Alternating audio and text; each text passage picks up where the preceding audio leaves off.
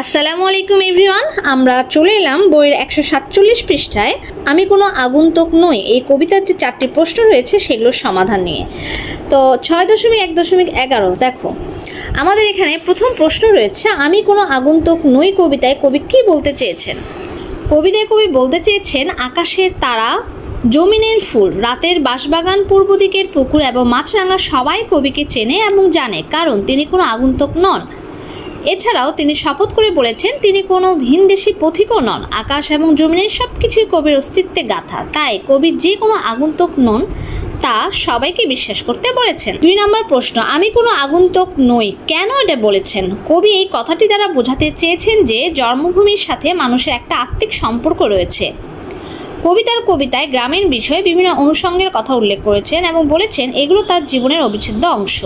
এই গ্রামীণ জনপদে তার অস্তিত্ব মিশে আছে, তাই তিনি কোনো আগন্তুক নন। 3 নং প্রশ্ন, বাংলাদেশের প্রকৃতি আমাকে কখনো মুগ্ধ করেছে কি না, কখন এবং কিভাবে মুগ্ধ করেছে।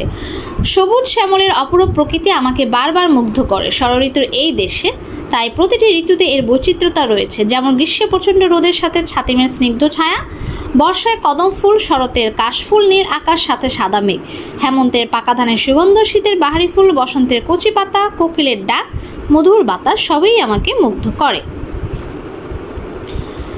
মনে করো ক্লাসে একজন শিক্ষার্থী নতুন ভর্তি হয়েছে, তখন সবাই তাকে এড়িয়ে চলেছে, কেউ তার সঙ্গে কথা বলছে না। এর ফলে তার মনে যে বিচ্ছিন্নতাবোধ তৈরি হয় তা কিভাবে দূর করবে তুমি বলে মনে করো।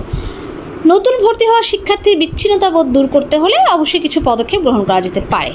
প্রথমে ক্লাসে তাকে পরিচয় করানো, তার কোনো প্রতিভা থাকলে তা সবার সামনে তুলে ধরা, পড়াশোনা ও অন্যান্য যে কোনো বিষয়ে সাহায্য করা এবং সৃজনশীল কাজে উদ্বুদ্ধ করা। এইসব পদক্ষেপের মাধ্যমে আমরা কিন্তু নতুন ভর্তি হওয়া শিক্ষার্থীদের বিচ্ছিন্নতাবোধ দূর করতে পারি। তো আজকে আমি এই 4টা প্রশ্নের সমাধান করে দিলাম। তোমরা যারা আমার ভিডিওটি দেখছো প্লিজ লাইক করে দিও, আর যারা এখনও সাবস্ক্রাইব করো নাই চট জলদি সাবস্ক্রাইব করে বেল বাটনে ক্লিক করে রাখো, আর যারা সাবস্ক্রাইব করেছো তাদেরকে আন্তরিক ধন্যবাদ।